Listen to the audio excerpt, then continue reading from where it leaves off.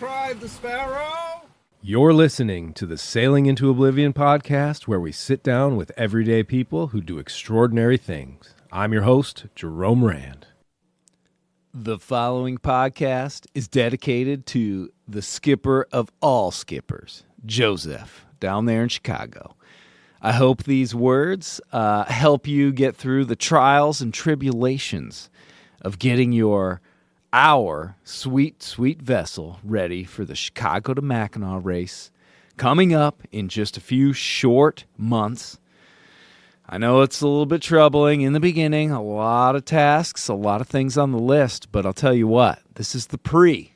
This is the time to feel the anticipation, feel the excitement in the air of what is to come.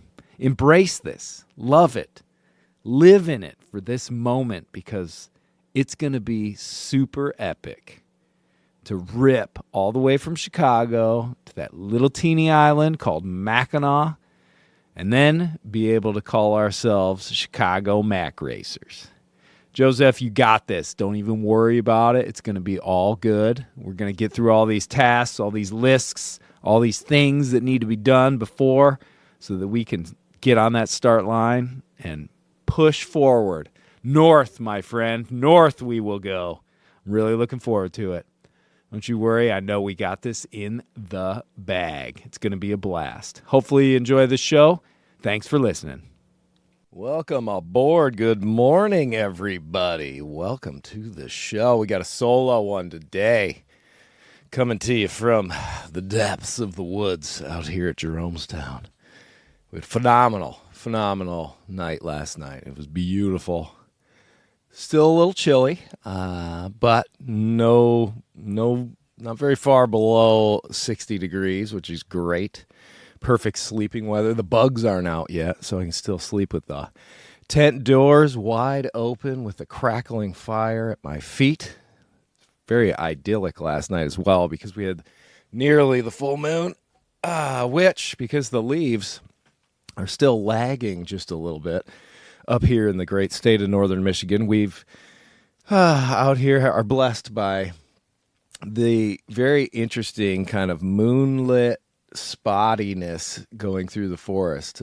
It's a little bit more of a blanket effect, really, which is a bit haunting, if you will. But it's also, I don't know, it's just cool to be able to see that big old white orb up there in the sky while you're sitting in a pretty thick forest, which is normally heavily canvassed. Or sorry, canopied. Got my coffee. Gosh, get it going, pal. Today we've got Nescafé Taster's Choice, which is a pretty delicious blend with a little bit of creamer in it, and it's fantastic. You know, it's May. I'm just super stoked. It's one of those shows. We're going to talk a little bit about essentially getting into boats and what May typically means for us sailors up here in the north and the northeast and, anywhere where you have to deal with winter, I suppose. A few upcoming events, the plotting, the planning, and hopefully I'm going to tie it all into having these plans, giving and providing quite a bit of purpose in life, which really makes it so that we're not so rudderless and we're actually going in the right direction because we got something to aim for. I don't know. We'll see if I can tie it all in some semblance of a succinct and something that makes sense. We'll try our best here. I know I'm a little bit hoarse, but got to try and save the voice, but I got to work the voice because I got a speaking engagement tomorrow, which I want to be 100% tip-top for. Before I start the show, like I always say, if you want to help support this podcast and keep future adventures going in the books, that stuff's expensive, and to be able to get out there on the water for months and months at a time, it takes your support. So consider becoming part of the Patreon family. Big thanks to everybody that does. We've got one-time donations via PayPal and Venmo, and then links to the Amazon wish list, and for the merch and all the other shirts and stuff in the books. And then if you just want to reach out about possible speaking engagement, having me come in, or coaching, consulting, that sort of stuff, either online or actually in person, visit sailingintoOblivion.com for all that and being able to reach right out to me here at the show. Boom, got it done. It's May. Oh, it feels so good. The sun right now is actually just still shining on my face through the tent. And, a couple of weeks ago when I was in Florida, that would have been super annoying. I would have been like, get that out of my eyes. But this is the first warm morning we've had here in northern Michigan. And although the great people who live up here have weathered the storm, both what if it's a word where it's metaphorically, but also physically, because they had to go through the winter, the normal winter up here, which was a much more throwback to the normal times before we had all these warm winters, but also the ice storm, the storm of the century, dubbed by many, that took place up in this small area here in Emmett County and all that, but there's something to be said about you make it through that, and then you finally do get your first warm morning. Wow. It feels amazing. Now, I know that because I spent quite a few of these up here when I was a youngster, never leaving except maybe if the family did a vacation or something. So you're in it. You're in it for months and months and months, and much like a trip around the world, you're sort of stuck in it, and you just got to deal with the lows, punch through those, and take advantage of those little highs. For us, it was night skiing, things like that at the local ski hill. 450 feet of vertical, people. It's huge. I know. Look out. Watch out, Montana. Here comes northern Michigan. We had a lot of fun, though.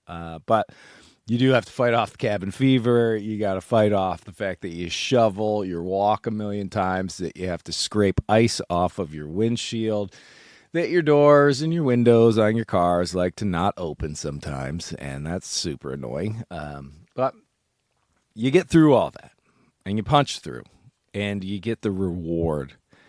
And sometimes it's just like this morning. It's the first warm sun rays blasting for gonna be kind of the last few times here. I mean, the trees have the leaves. They're about an inch or two at this point. I think by the end of today, it's supposed to get up to about 78. So we're going to see some major leaf popping today. And Jeromestown will once again be a shaded area. But for now, I don't know, there's this feeling of the rejuvenation and the rebirth of the forest. And it's kind of not just the forest, but it's also the sailboats. It's also all the aquatic tools and vessels and things like that we use. I mean, we love our boats. I know I love my boat. My boat has personality. It has a name. It has all of that because I've given it this sort of lifelike position in my own life, and I love being able to think of Sparrow as my best friend, and even though Sparrow doesn't really go in the cycle of the spring like most of the boats up here, as far as hunkered down for the winter, closed up. I mean, for a few years there we were on the hard, but normally she's kind of a year-round gal. She's either in Florida or out in the ocean, or sometimes even down in the old British Virgin Islands, those gems way down there in the good old Caribbean. Well, the boats we're working on now, though, these have been hidden away in their barns, in their garages, under their tarps for the last 9 months or so, depending on when they got hauled out. And now they're getting ready to get dumped right back in. So It's like the work week. It's awesome. We were wrenching on boats for the club last couple of days, bunch of Pearson ensigns, and yeah, it felt good. A little paint, a little moving of cleats, a little 4200 bedding, sealing, cleaning, plotting, planning, all that sort of stuff. And now today we're working on our boat, which also is a Pearson ensign. Did a little bit of hull cleaning yesterday, but found a nice little crack down somewhere on the keel. I don't know what happened.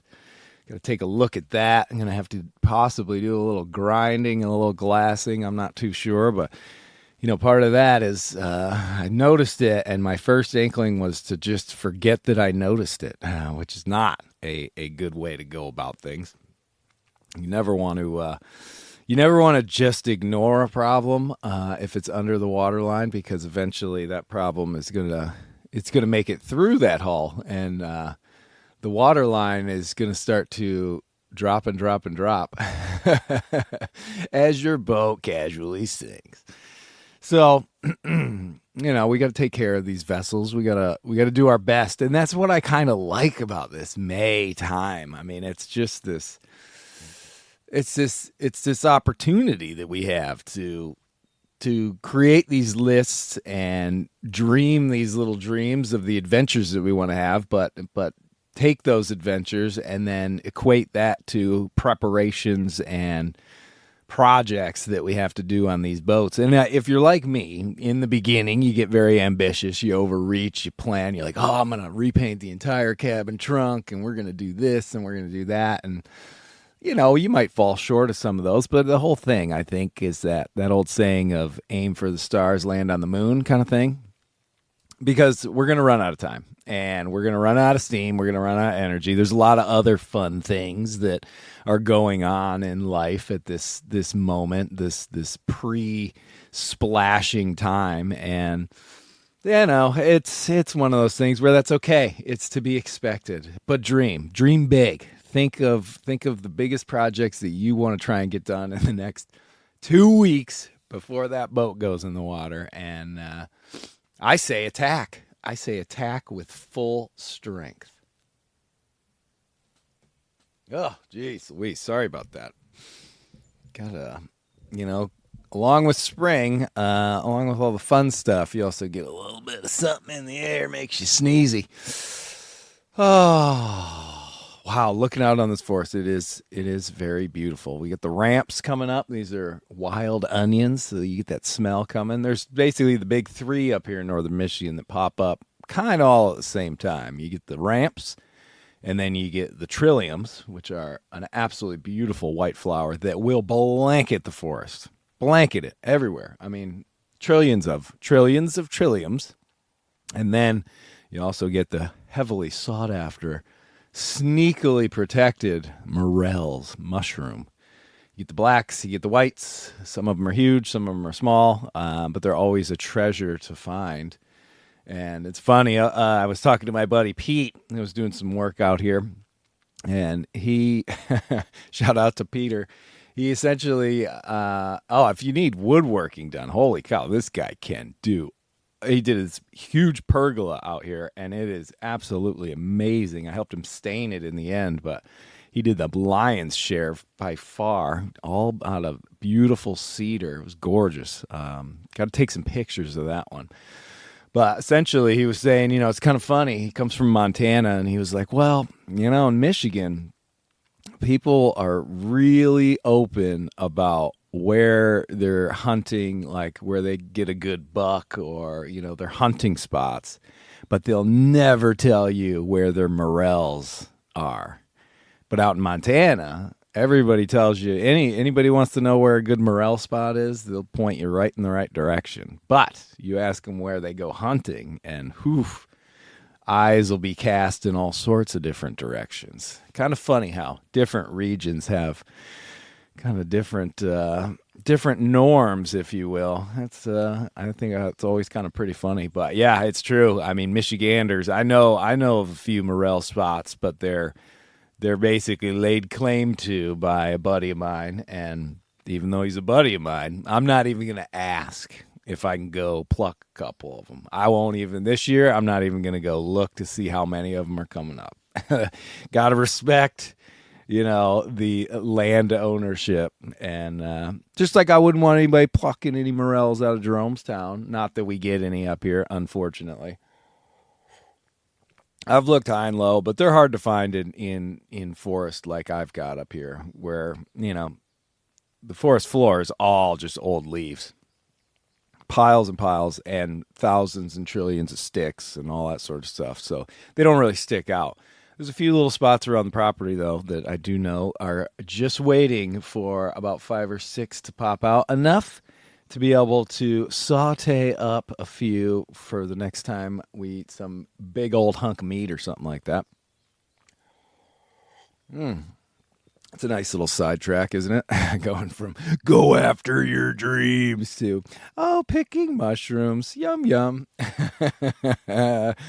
It's just going to be a rambler today, isn't it? But yeah, we're definitely, we're having fun, and the schedule's already starting to ramp up. We got a few exciting kind of things coming down the pipeline. Right now, in front of me, I'm going to move the mic, so hopefully that doesn't make everything go crazy. We've got our map. And it's not a chart technically because it is of a bunch of lakes somewhere up in the UP, but we've got our fall camping trip that needs to be plotted, planned, and reserved before too long and before all the spots are taken.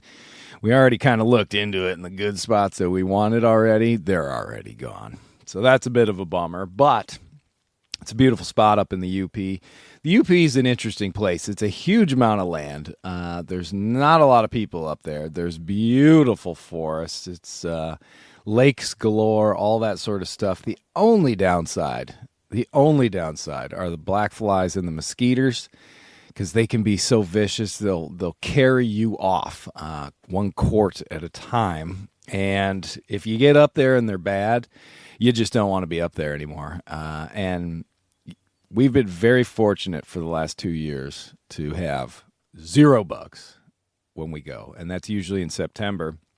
So we're sticking to that regiment, hoping like heck it's going to actually just keep that trend alive. Like we kind of get up there. There was one year we got up there, and Bob up there at the Outfitters, he said, boy, you guys are lucky you came now. If you would have been here last week, the skeets were awful. So I don't know if he was just, that's his line, but we were really happy to hear that one for sure. But yeah, we've got the trip to be planned, and that's part of the beauty of a summer up north is you got these events that are coming down the pipeline, and you get to plan. And it was kind of funny. We were sitting out. I was sitting out with my parents yesterday. Mother's Day. Happy Mother's Day, Ma! One more time. And we're just enjoying the lovely weather and all that. And they had both mentioned, they can't wait till these leaves pop. And I said, hey, hold on a second.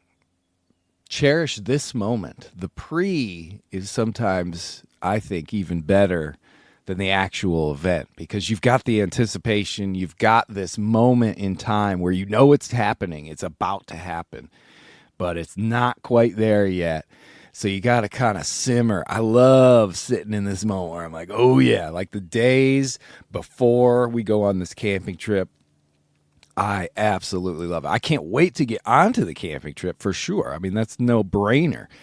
But those days leading up to it, they're so great, because when the camping trip ends, it's over. And we got a whole year that we're sitting there waiting. That's way too long. But when you only have a couple of days, oh my gosh, it's the greatest feeling, because you just know you're walking around like, so I think you could equate it to a little bit like when you meet that special someone, and you go on that first date, or you're planning that first date, or anything like that, where you kind of got that little buzz, or when things go right and you have your first kiss, all that sort of stuff like that feeling of like you're floating over the ground. You're not walking on it anymore. There's a big smile, the world looks brighter, all that sort of stuff.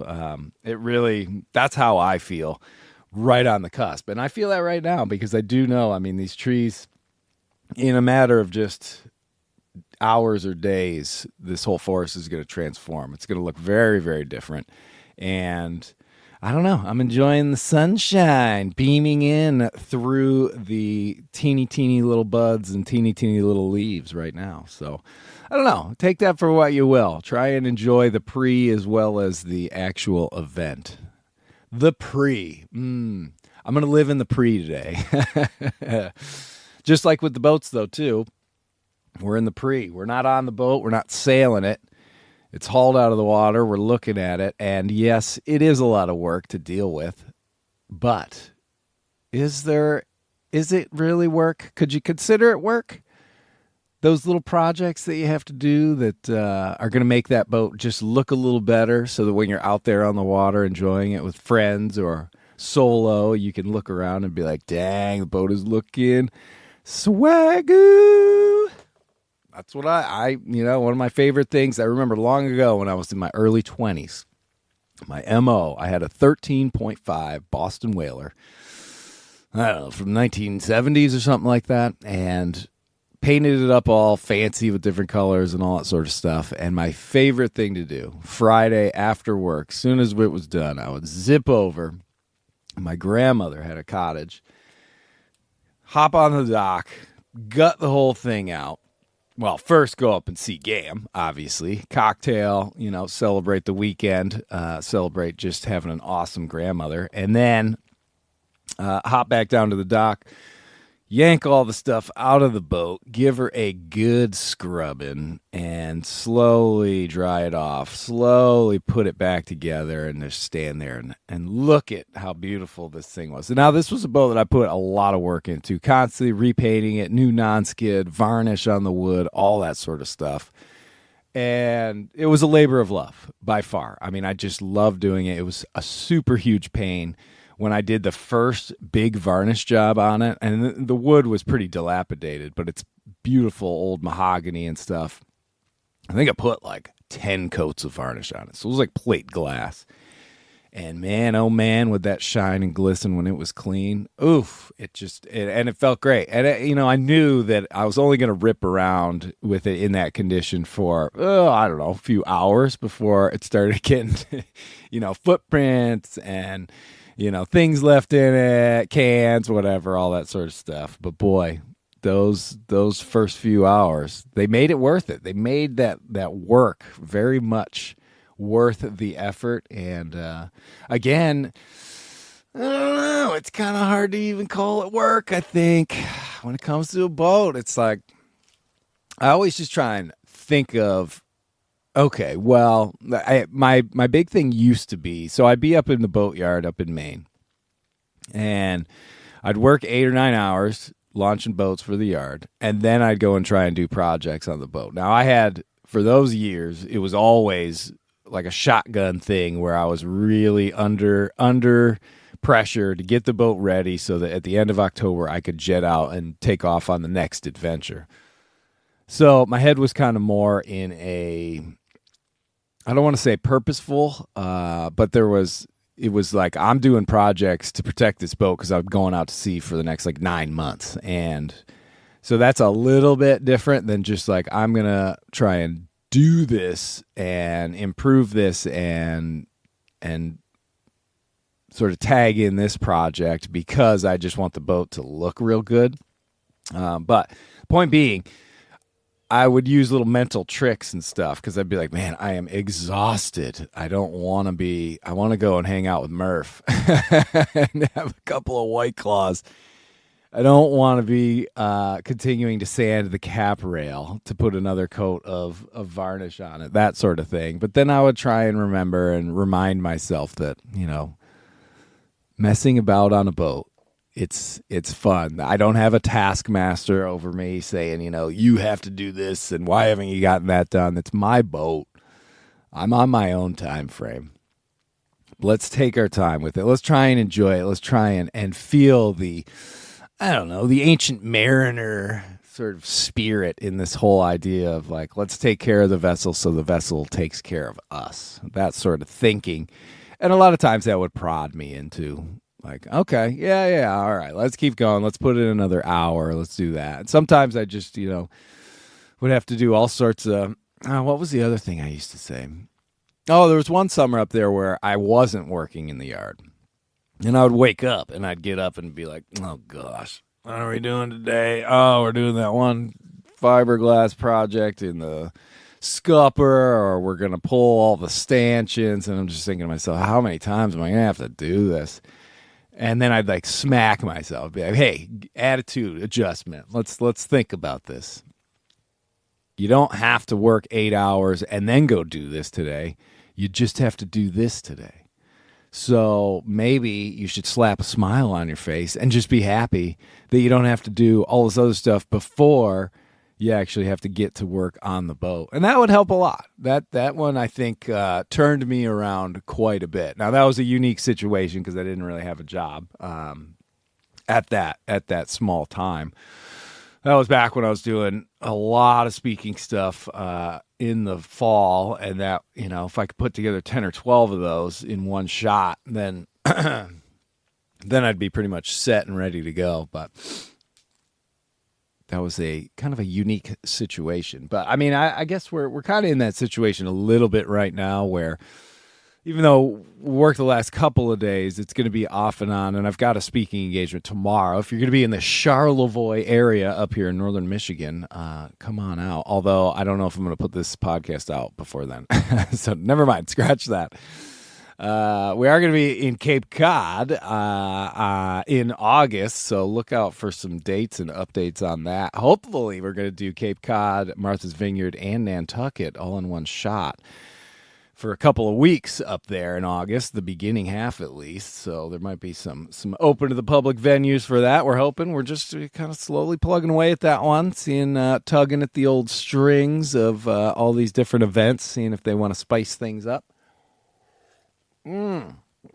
Oh, coffee's gotten just cool enough to like take bigger gulps. So I'm getting like the full juice out of it. Whoa! Sometimes if I haven't had coffee in a while, I can literally feel the caffeine like enter the bloodstream, and it's just like woof. It feels like a shot of adrenochrome. But. Oh yeah, the other thing I wanted to talk about real quick in other events and such is the Rust Belt 950. I'm hoping I can talk about this. I don't see why I shouldn't be able to. But I was approached by some peeps, and they were reaching out because they were talking about wanting to develop and possibly put on this sort of race. And they were like, hey man, would you want to be like a charter member of it? You're a Michigander, and it's all through the Great Lakes and all this sort of stuff. And I was like, heck yeah, man, sign me up. Love it. Didn't really know what I was getting into, but we're going to have our first meeting coming up here next week. And it's pretty cool. The idea essentially is to do this freshwater race from basically Chicago all the way to like Buffalo, with multi-stops and all this sort of stuff. It hasn't been like developed. That's just kind of the outlying base plan for it. And they've formulated a organization that will have a 12-seat board member kind of thing. And I guess I'm going to be one of those charter members. Excuse me. But they sent me this awesome Burgie, and Nord Coast. If you look up Nord Coast on like Instagram, they also have nordcoast.com. But they do a lot of these pennants, like personalized ones, and they do a lot of like merch stuff. But also, I don't know. These pennants are super, super cool, and I'm assuming you can get. I wonder if you can get them, if they'll just make them and personalize for you. They get some really cool ones, man. And they're kind of old-timey looking. They're not like a traditional new sailing, the triangle flag, the little pennant, but they're actually kind of old school. But It's all about the coasts up here and real goods made here. All Nord Coast goods are proudly made in the USA, many in the Great Lakes region. Nice. So yeah, it's a lot of shirts and hats and stuff like that. But yeah, it's these pendants are really, really cool. I cannot wait to fly mine on good old Sparrow. I'll put a link in the description for their website so you can check it out. But it's super cool to be thinking like, holy cow, whoa, we could be making this epic race. My first thought is like, well, how do I get Sparrow up here for it? Then saner heads prevail. Sparrow is, I think, forever a salty boat. There's no ifs, ands, or buts about it. Unless for whatever reason I definitely recoil back here to Michigan in my older years, and I still own Sparrow at that time. Then Sparrow might become a freshwater gal. But for now, she needs to have the borderless sort of expanse of the entire planet, the 70% of it that is covered with salty ocean water, swell, fog, and all the things that come in with that. A big shout out as well to Matt Rutherford and the crew of the Marie Tharp. They'll be heading out, I don't know, I think in the next couple of days, and headed off to the far north. They're going to be trying to get up as far north as humanly possible this year. And he's been doing a couple good podcasts about it. I'm hoping he's going to post the podcast we did together, but he might not. All right, it'll probably just be one of those times where when he has a break and he doesn't have a lot of time to record, he'll throw that one out there. You know, the old Rutherford Files are always pretty fun. I really do enjoy sitting down with him and giving him grief and also just learning. I mean, he is astoundingly. His knowledge of the Arctic explorers and all that sort of stuff is really, really cool. Kind of makes me feel like I need to do a little bit more. I need to read a little less Jack Reacher and Clive Cussler and a little more of these great solo sailors. There aren't enough books about it anymore. I unfortunately read them all because my interests lie more in the Southern Ocean. His lie in the North, and yeah, it's one of those things where I don't know. Maybe I could dive into a little bit of but I'm not really interested in the actual Antarctica. I'm just interested in these people that ripped around that Southern Ocean that thought that'd be a good idea, myself included. All alone without support crews and not in races and all that sort of stuff. There's just something about that seems so dangerous and yet so cool that I was able to change the trajectory of my life.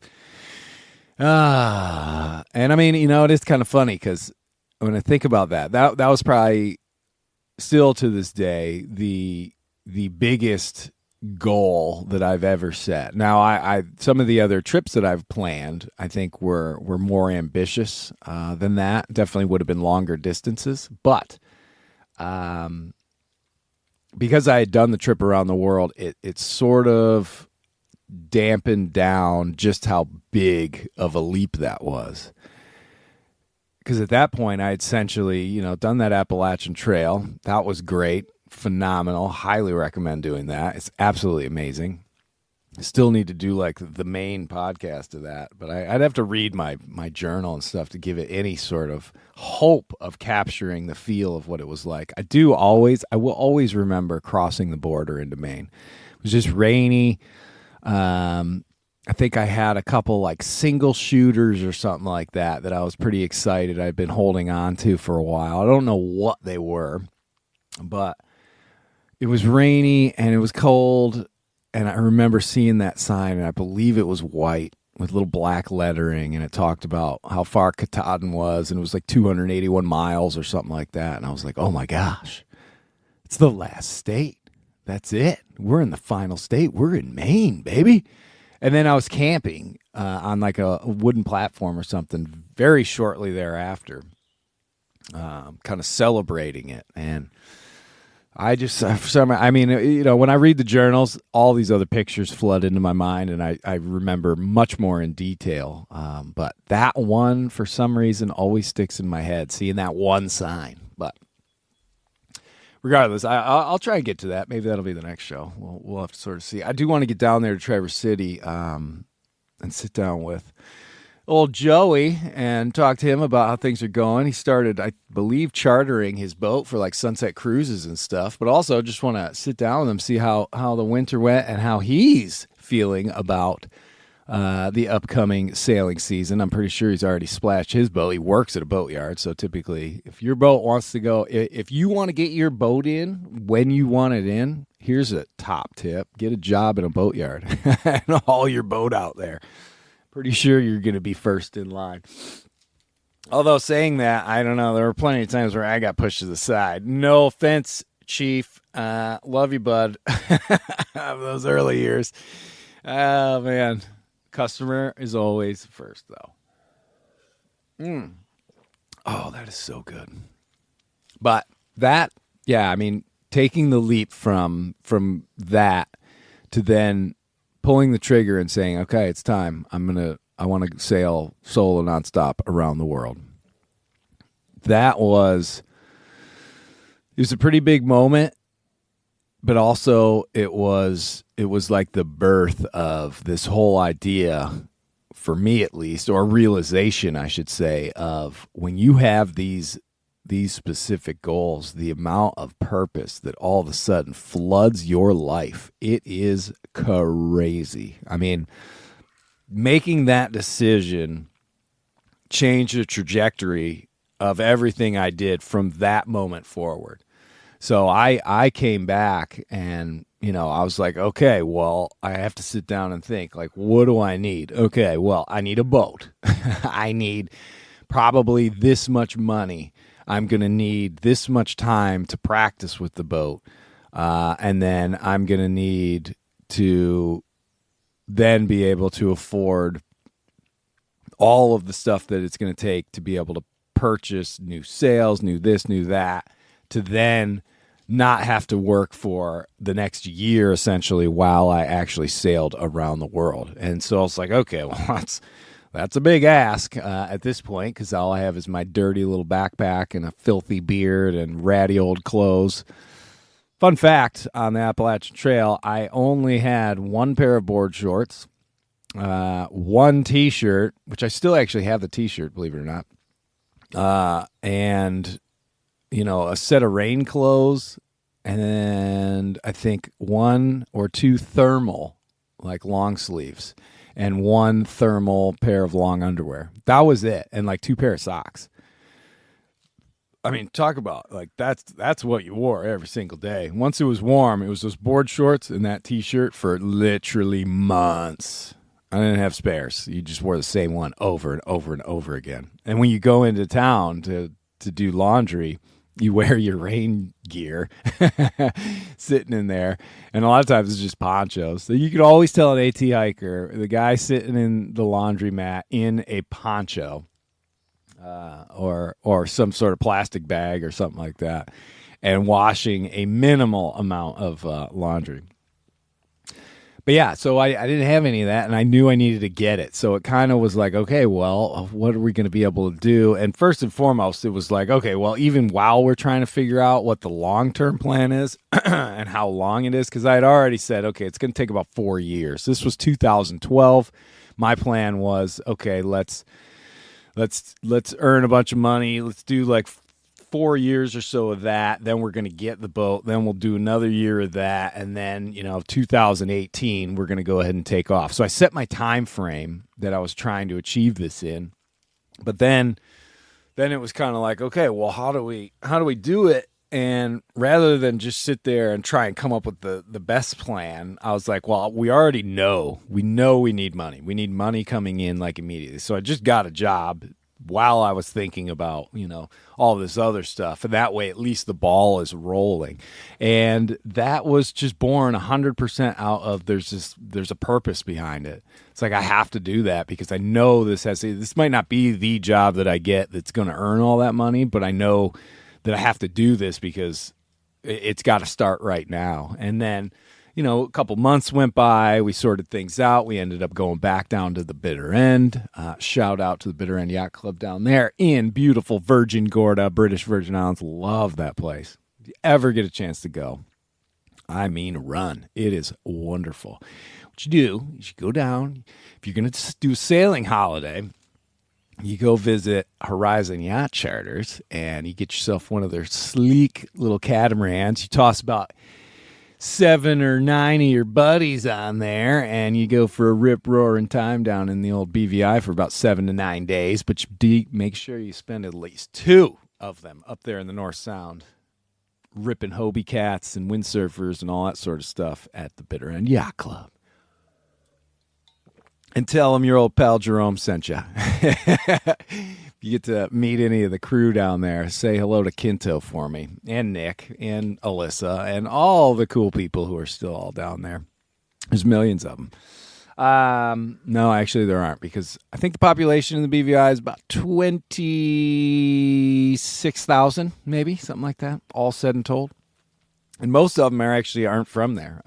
The actual belongers, the ones that are born in the BVI, I think only make up about 30% or so, if that. So they have to be very protective over their jobs and their land and all that sort of stuff. Rightly so. I digress. So we go down to Bitter End. We start making the money. We're saving it. It's a great situation. It all kind of goes according to plan. Part of the purpose behind that was that I would be able to live at the resort. So my living costs could be absolutely almost next to nothing. And then thereby allowing me to just under the mattress, stuffing away every last cent. But it also, I think it changed the way that I approached every day working down there, where, normally if all these little side things came up or this, that, and the other thing, I'd kind of take my temperature and be like, well, I'm a little tired, I'm a little burnt out, I'm a little this, a little that, so I'm not going to do it. That didn't fly at that point, because there were goals to reach, and I knew that every opportunity I needed to just grab it and stuff a little bit more under the mattress, if you will, and then you kind of go. And that's, I don't know, without that goal, without knowing that, okay, I need this money so that next year I can go and start searching for this boat, it gave me that heading. I knew that was what I was heading for. And even though it might feel good to think about it this way, like when you're beating into the wind and waves and the boat's going up and down and you're heeled over and it's uncomfortable, and there's a lot of pressure on the rig, and it's just like, oh, but I really got to get out to that island. That's the shelter. That's the place that I want to go. That's where I want to watch the sunset from. I know that right now, it'd be so great to crack off to a nice beam reach, take the pressure off the rig, speed the boat up. It'd just be awesome. Or maybe broad reach and start surfing some of these waves. At the moment, yeah, that would be really, really good. But then you're not going to be at that island.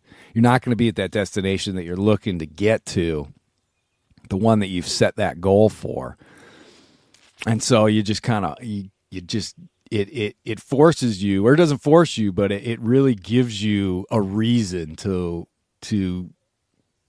put the hammer down, put the work in, do what is necessary to get you there, no matter how unpleasant it is. And I think that's a great way to kind of, it's a great reference point to keep your head in when you're kind of facing down something that you're like, oh, I don't want to do this. I don't want to paint this. I don't want to sand that. I don't want to fiberglass the keel. What? I just want to put it in. No, that's the thing. When you got these goals, oh man, the purpose that it gives you, and it's amazing. And I'm obviously relating all of this to sailing, just because it's such an easy metaphor to draw up. I don't know if that's the right use of that word, but I'm going to use it anyway. It's just because it's just what I deal with on a daily basis, both mind and body, and but it goes off into everything. If you're trying to, I don't know, say your dream, is I want to go out and I want to plant a garden, man. I want a garden so bad. I want to eat those carrots and I want to have peas and I want to have tomatoes so big and plant some corn and all that sort of stuff. But you know what? I don't even have a front yard because I live in an apartment. Well, all right. So how the heck do I get some land? And I want it to be mine. And, that's part of the goal. That's part of it. Well, now all of a sudden you've got this like goal of like, okay, well, I need to be able to afford the little piece of land, the quarter acre that I'm looking for, when I do find it. So what do I got to do? Maybe I got to throw on that second job, or maybe I got to get a little side hustle going, or I need to do this, or I need to just start being more responsible with my money, and I want to save some so that, maybe in 3 years, I'm going to be able to find that little plot, and I'm going to put the hoe into the earth, and I'm going to till that soil. I'm going to plant those seeds, and then one day I'm going to sit, and I'm going to pluck a strawberry fresh out of the earth, and I'm going to eat it. And it's going to feel so good. And having that imagery and having that idea in your head, if it's truly something that you're passionate about and it's something that you're wanting to go after, man, oh man, the purpose that it will give you and the drive and the energy, and you're going to wake up every day and be like, all right, ooh, here we go. We're getting closer. One more day to it. And, I'd say the real trick at this point, the real trick is going to be, oh shoot, it's amazing. The dinger on your phone goes off and suddenly like your brain just shuts down. I lost it. I lost what I was about to say. Dang it, I hate it when I do it. Maybe the coffee will help. Oh, ooh, yes. I got it. The real trick here. And the trick that I've been working on all these last 2 years really is trying to not only stay in that frame of mind of like, okay, I got my goals, I'm going after my goals, I'm putting in the work, I'm doing the things that I don't really want to have to do because they're not super fun or super easy, but we're going to get us to our goal, is how do you in those times make sure that you're actually enjoying it and taking it in and being like, ooh. And that for me is always the same. Always the same. The harder it is at the moment, the better it's going to feel when that's over. When the tide turns, when the wind shifts, when the rain stops, when the day is over, when the last shovel load of that hole that you had to dig finally comes out and you can sit there and lean up against that shovel for a few minutes and just take it in what you've done. That, knowing that that's coming, no matter what, it's always going to come eventually, that allows me to slap a nice little smile on my face, say, bring it on, actually, let's do a little bit more. Let's make it a bit harder right now so that the relief of the change that for sure is going to come is actually going to be that much better because the struggle was that much harder. You get that stuck in your head where you firmly believe it. Whether you believe it or not, in actuality, doesn't matter. But if you get it in your head and it's something that drives you and it's something that just keeps ringing true in your head, ding, ding, ding, ding, ding, ding, oh, man, it can be the most helpful tool that will get you through some of the worst, most miserable, awful times. I mean, I've told that story about camping and setting up my tarp in the hole. And then the rain, and, you wake up and the tide is rising around you. It's cold. It's 2 a.m. There's nothing you can do about it. Your sleeping bag is essentially soaking up like a sponge, and you've got multiple hours as the rain pitter-patters on your tarp all night. No relief. Nothing you can do. And you just start laughing. You just start laughing because you know it is going to be the funniest story. And a story that you are going to tell for years to come. And also that by daybreak, when everybody else gets up and you do finally get that roaring fire going and you dry things out, it's going to feel so much better than it feels right now in the puddle. That is 100% for sure.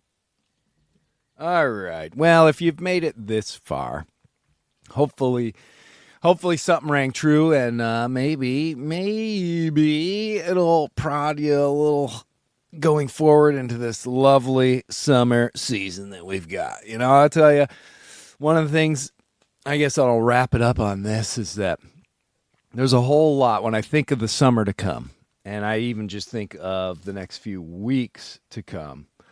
I think about all the friends, all the good times, all the things that are coming down the pipeline, and how I'm going to try and take advantage of the time that I have with all these people and doing all these things. And yeah, right now we're in the prep stage. Right now we're going to get things ready, and I'm going to put a little extra elbow grease in, because I know in the end it's going to help out to make each and every one of those events, each and every one of those things that we get to do, the people we get to see, and the vessels that we get to enjoy that much better. And so I, for one, am definitely going to put the throttle in full forward and get to work right now and enjoy this beautiful, warm day. Ladies and gentlemen, we're going to be wearing shorts today, and not ironically, because we're in northern Michigan and it's still too cold to be wearing shorts. It's going to get hot, and I am super excited about that. Thank you all so much for listening. Hopefully you all have a great springtime, getting everything ready. And yeah, reach out to the show. Tell me some stories. I love hearing some of this stuff. I want to start doing a bit more of the old shout outs and sharing of information amongst the listeners. There's just a lot of people out there that email, and it's always fun to hear like disaster stories, but also stories of triumph in emails and stuff. And I'd love to share them out over the airwaves, because we're building a community out here. It's great. I get a lot of response, and people really are enjoying the show. We're getting 300. This will be episode 337 or something like that. And I don't see it slowing down by any means at all. So thank you all so much for listening. Thanks for sharing that this podcast even exists. And till next time.